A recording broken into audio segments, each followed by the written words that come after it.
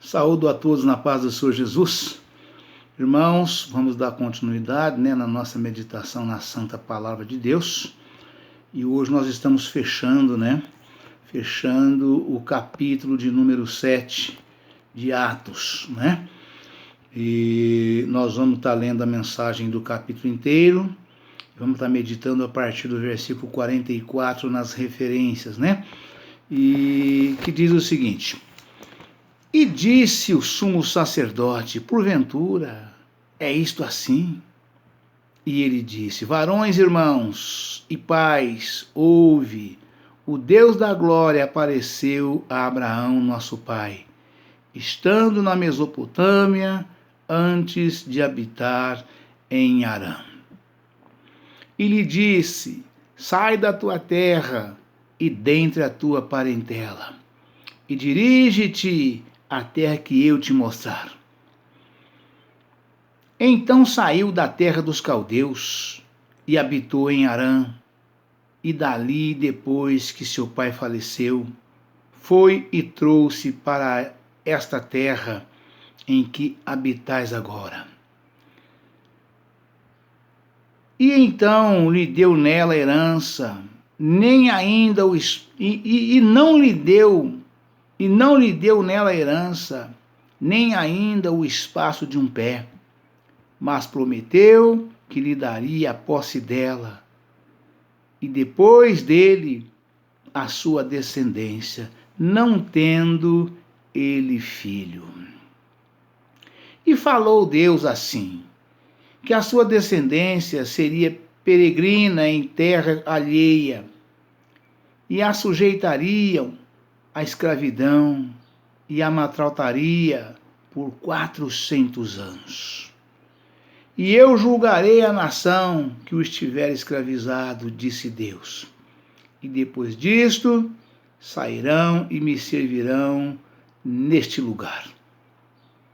E deu-lhe o pacto da circuncisão, e assim gerou a Isaque, e o circuncidou ao 8º dia. E Isaque a Jacó, e Jacó aos 12 patriarcas. E os patriarcas, movidos de inveja, venderam José para o Egito, mas Deus era com ele.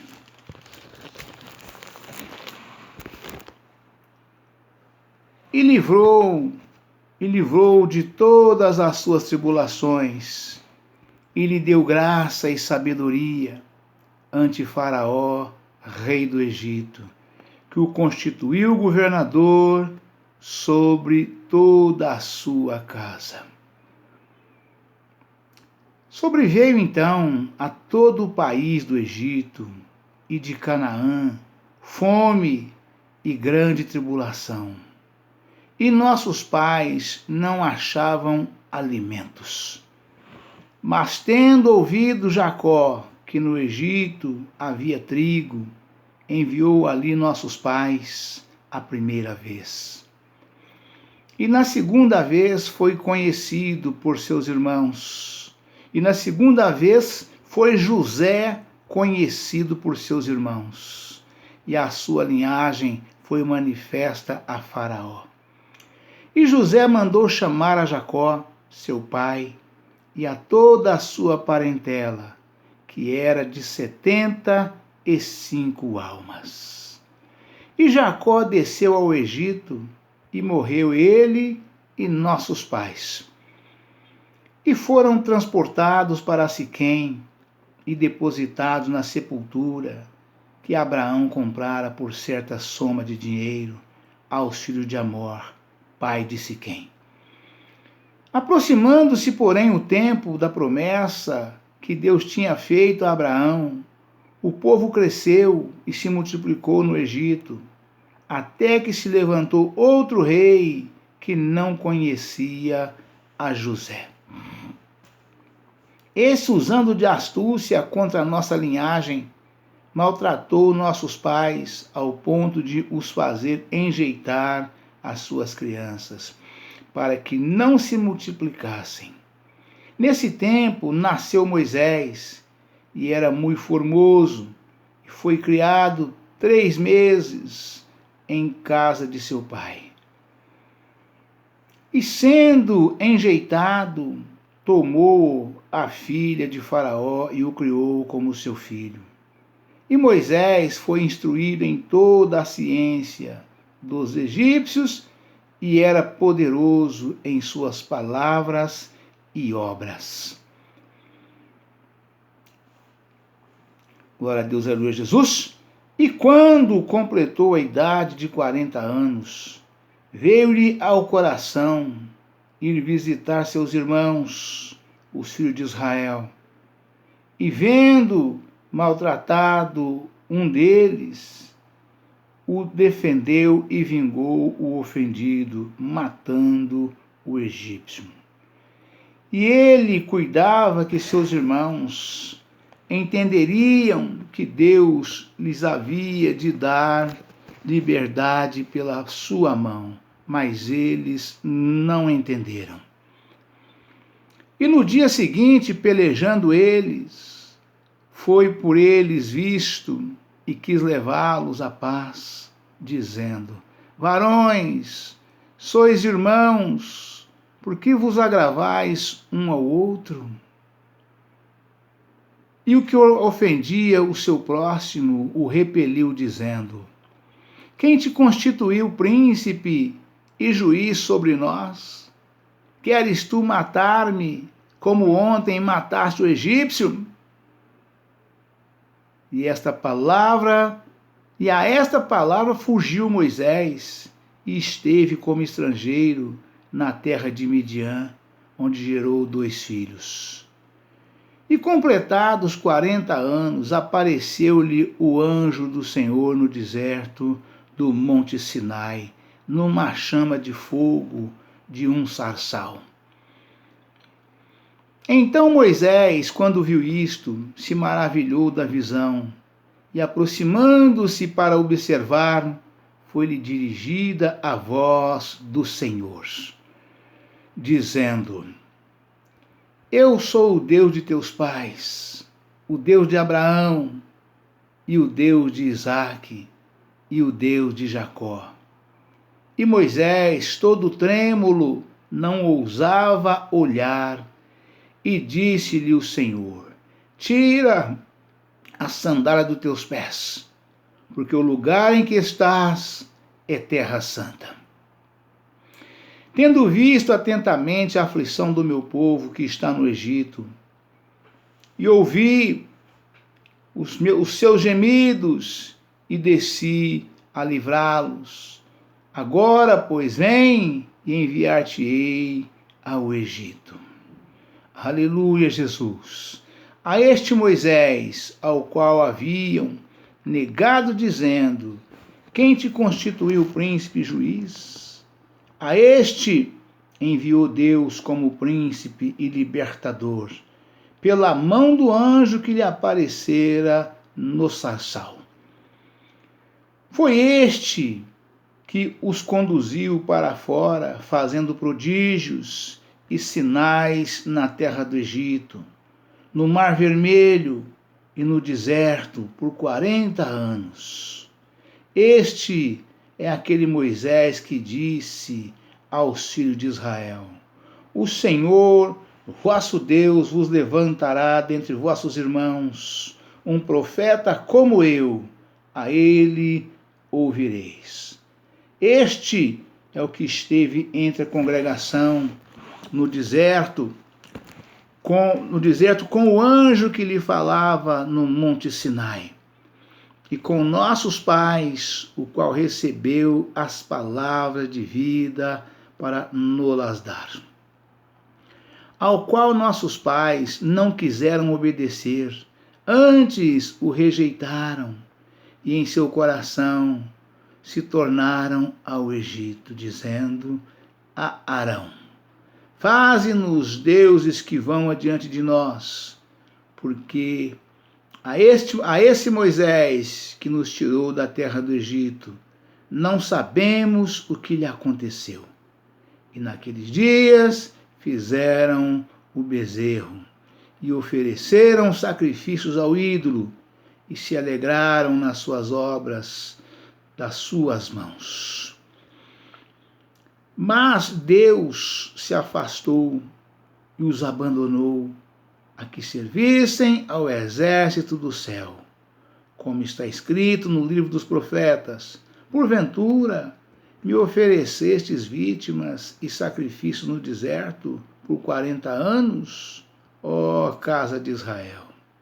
Antes tomaste o tabernáculo de Moloque e a estrela do vosso Deus Refã, figuras que vós fizeste para as adorar.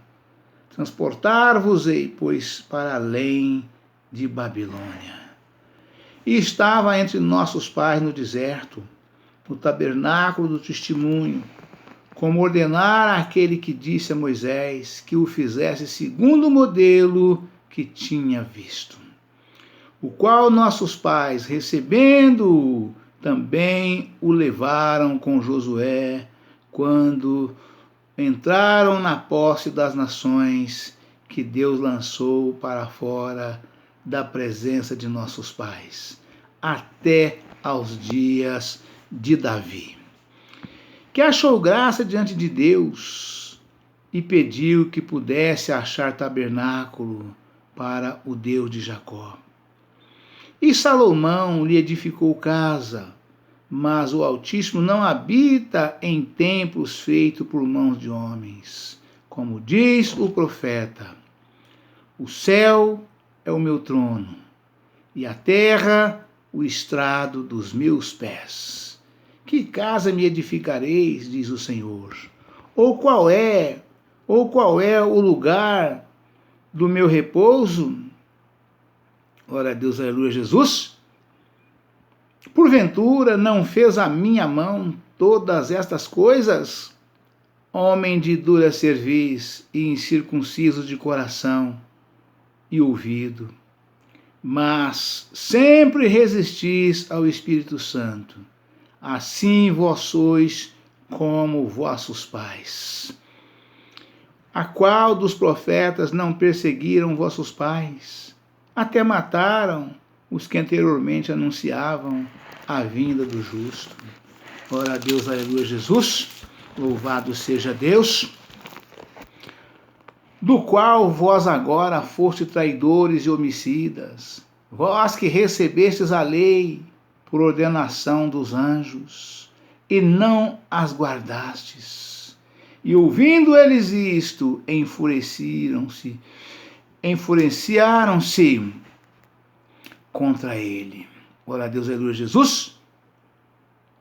Mas ele, estando cheio do Espírito Santo e fixando os olhos no céu, viu a glória de Deus e Jesus, que estava à direita de Deus, e disse: eis que vejo os céus abertos, e o Filho do Homem que está em pé à mão direita de Deus. Aleluia, Pai, louvado seja Deus.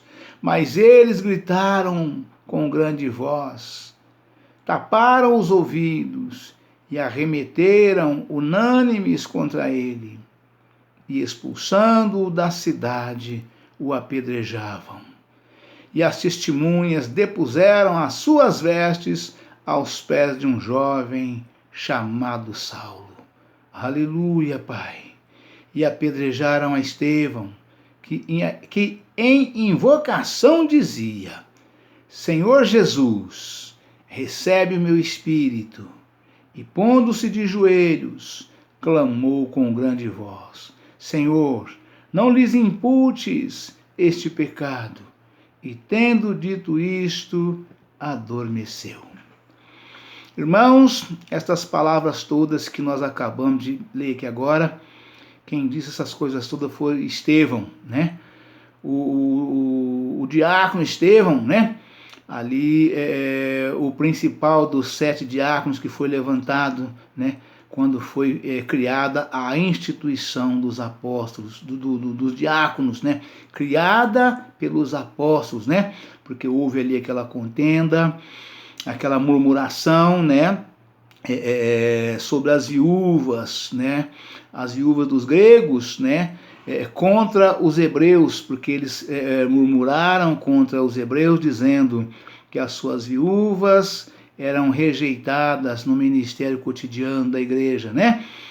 E aí os apóstolos, ouvindo isto, acharam por bem criarem a instituição dos diáconos, né? Foi aí que foi instituído os diáconos na igreja, né?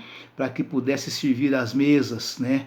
Para que eles pudessem continuar firme no lugar onde o Senhor Jesus os colocou e nos colocou, que é no santo altar do Senhor, né?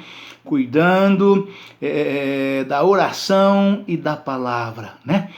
Nós, os pastores das igrejas de Cristo, fomos levantados exatamente para isso, né? Para cuidarmos da oração e da santa palavra de Deus. Porque é pela palavra que todas as coisas são edificadas, né? O pastor da igreja, ele é pastor de ovelhas, né? E a palavra de Deus é que edifica todas as coisas, né? Tanto é que o Senhor Jesus, né? Ali no finalzinho do ministério dele, já nas vésperas de ser crucificado, ele disse para os apóstolos: vós já estáis limpos pela palavra que eu vos tenho pregado. Então, os apóstolos acharam por bem que não deveriam, né, descer do altar para servir às mesas, para cuidar de todos os afazeres que tem que ser feito na igreja, né? Para que haja ordem e decência, né? As bodas, todas as bodas na igreja, né? É feita pelos diáconos, né? A ministração da Santa Ceia, os casamentos, os noivados, os batismos, tudo isto é atribuição dos diáconos, né? E os pastores ficam na coordenação, né? Eles coordenam, determinam, é eles quem resolve todas essas coisas, mas os diáconos é que executam, né? Por ordenança dos pastores. E assim foi instituído os diáconos na igreja, né? E quando Estevão, que se destacou entre os 7, falava essas coisas todas para aqueles que os acusavam, porque não podiam resistir através da palavra, então ele lançou em rosto deles todas essas coisas, né? Porque o porquê que ele era usado por Deus da forma que ele era. Ele começou a mostrar tintim por tintim para aqueles para aqueles que mataram Jesus e também mataram ele apedrejado. Ele morreu. Estevão foi o primeiro mártir que morreu apedrejado, né? Por causa da palavra de Deus ali após Jesus, ele foi o primeiro mártir que morreu por causa da palavra do Senhor, né? Então foi ele que disse essas coisas todas, né? Lançou em rosto deles e eles não aguentaram, não suportaram o poder da palavra e partiu para cima dele, né? E o apedrejaram da forma que foi. Arrastaram para fora da cidade, espaventaram para fora, porque não podia apedrejar ninguém dentro da cidade, né? E eles fizeram isso com Estevão, arrancaram para fora e lá fora o apedrejaram, né? E Estevão contemplou o Senhor Jesus, né? A palavra afirma que quando eles o apedrejavam, né? Ele levantando os olhos ao céu, ele viu Jesus de pé, né? À mão direita do Pai, né? E ele diz para Jesus, né? Ele diz: eu vejo, né? Eu vou até pegar a mensagem aqui, a parte escrita, para que a gente não falte uma vírgula do que o Estevão disse naquele momento, né? Mas estando ele cheio do Espírito Santo, fixando os olhos no céu, viu a glória de Deus e Jesus que estava à direita de Deus. E disse: eis que vejo os céus abertos e o Filho do Homem que está em pé à mão direita de Deus. Mas eles gritaram com grande voz, taparam os ouvidos e arremeteram unânimes contra ele. E expulsando-o da cidade, o apedrejavam, e as testemunhas depuseram as suas vestes aos pés de um jovem chamado Saulo.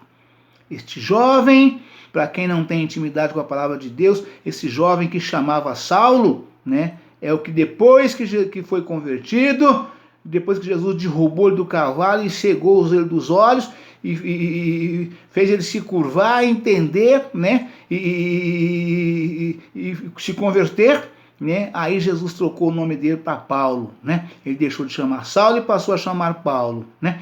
E então Saulo estava junto com os que apedrejaram Estevão. Você vê que coisa impressionante, como é que é as coisas, né? Como é que ironia, né, irmãos, né? E daí Jesus, vendo a bravura de Saulo.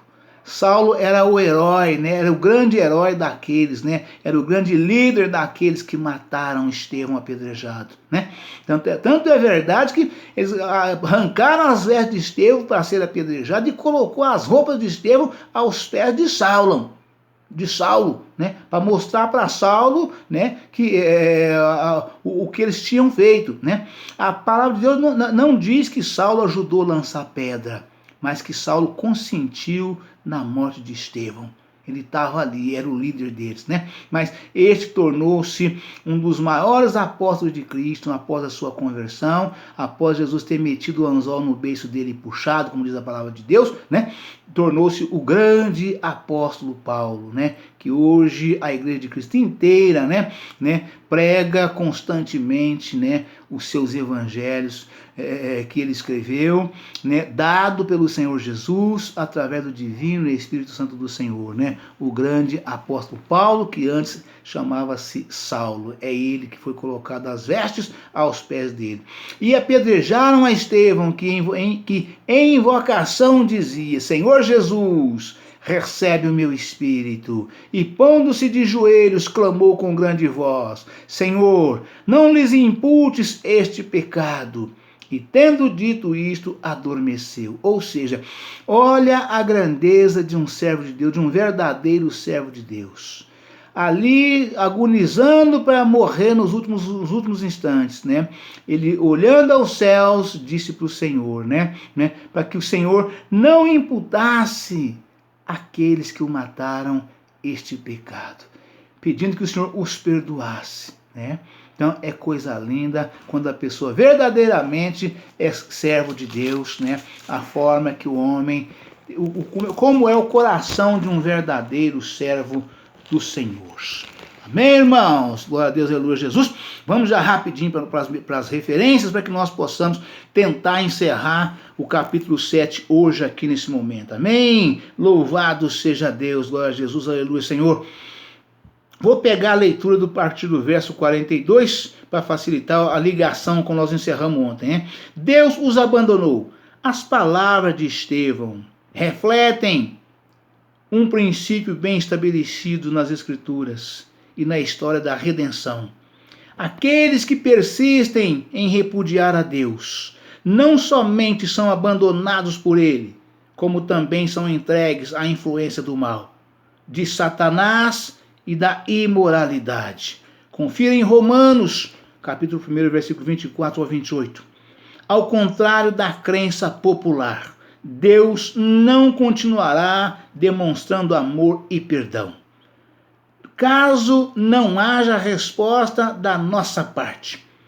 Ele perdoa e comunica o seu amor somente àqueles que voltam-se para Ele, com arrependimento sincero e com verdadeira obediência. Para aqueles que endurecem o coração, que sempre resistem ao Espírito Santo e que recusam a aceitar a salvação divina, permanece somente a ira justa de Deus. Romanos capítulo 2, versículos 4. Romanos capítulo 6, versículo 8. Capítulo 7, verso 44, o segundo modelo. Deus sempre teve um padrão divino para ser seguido pelo seu povo. 1. Deus tinha um padrão para Moisés, que servia de norma segundo o antigo concerto.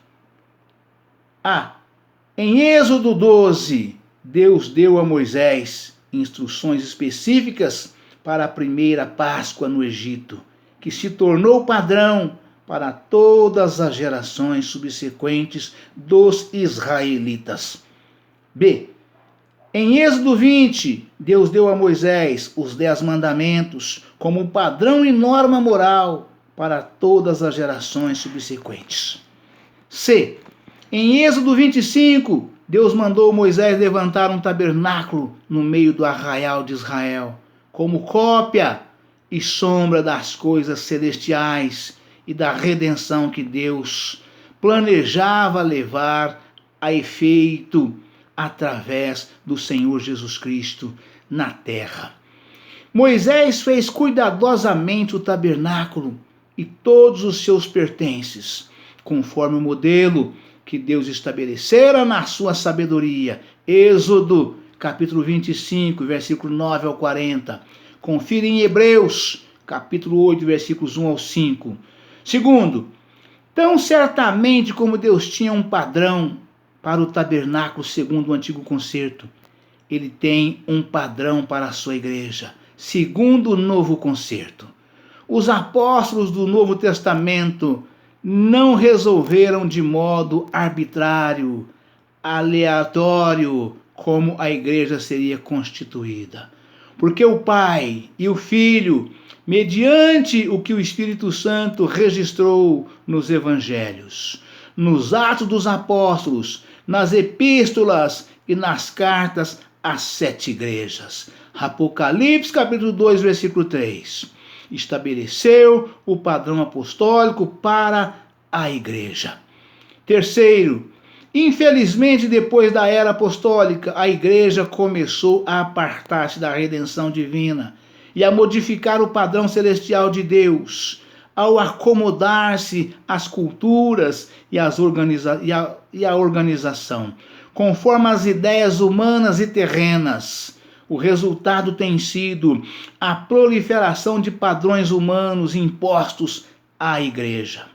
Quarto, para a igreja de Jesus Cristo experimentar novamente a totalidade do plano, poder, favor e presença de Deus, deve deixar de seguir seus próprios caminhos e voltar a adotar o padrão apostólico do Novo Testamento como a norma perpétua de Deus para ela. 7:51. Sempre resistis ao Espírito Santo. Aleluia, Pai, louvado seja Deus. Verso 51 diz: homens de dura cerviz e incircuncisos de coração, e ouvindo vós, sempre resistis ao Espírito Santo. Assim vós sois como vossos pais. Aleluia, Pai. Louvado seja Deus.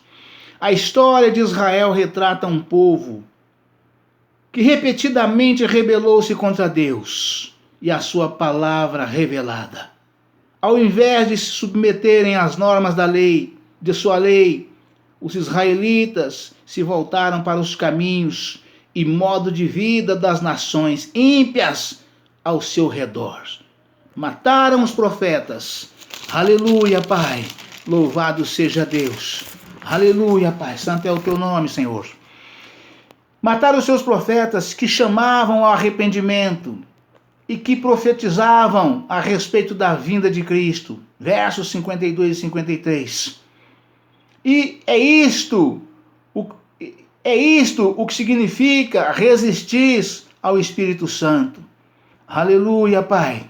Da mesma forma, o Israel de Cristo, sob o novo concerto, deve estar consciente da sua tendência de proceder como o Israel de Deus do antigo concerto. As igrejas de Cristo podem desviar-se dele e da sua palavra e recusar-se a dar ouvido à voz do Espírito Santo. Acontecendo isto, elas incorrerão no juízo divino. O reino lhes será tirado. Ver em Romanos, capítulo 11, versículo 20 ao 22. Apocalipse, capítulo 2, versículo 3. 7:56. Aleluia, Pai, louvado seja Deus. O Filho do Homem que está em pé. Estevão disse, né? E as multidões unanimemente prestavam atenção. Aleluia, Pai. Verso 56. E disse: eis que vejo os céus abertos e o Filho do Homem que está em pé à mão direita de Deus. Né? A Bíblia normalmente fala de Jesus assentado à direita de Deus. Capítulo 2, versículo 34 de Atos. Marcos capítulo 14, versículo 62. Lucas capítulo 22, versículo 69.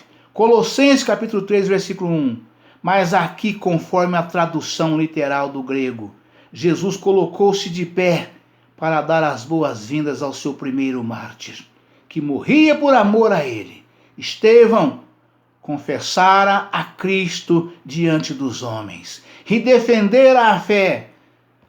Agora Cristo, honrando o seu servo, confessa-o diante do Pai Celeste. O Salvador está em pé, pronto para acolher, como intercessor e advogado, o crente fiel que enfrenta a morte por ele. Confira em Marcos capítulo 8, versículo 38, Lucas capítulo 12, versículo 8, Romanos capítulo 8, versículo 34, 1 João capítulo 2, versículo 1. Amém, irmãos? Deus abençoe a todos, um forte abraço.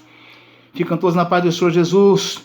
E amanhã estaremos de volta com um novo vídeo, uma nova mensagem, em nome do Senhor Jesus. Amém!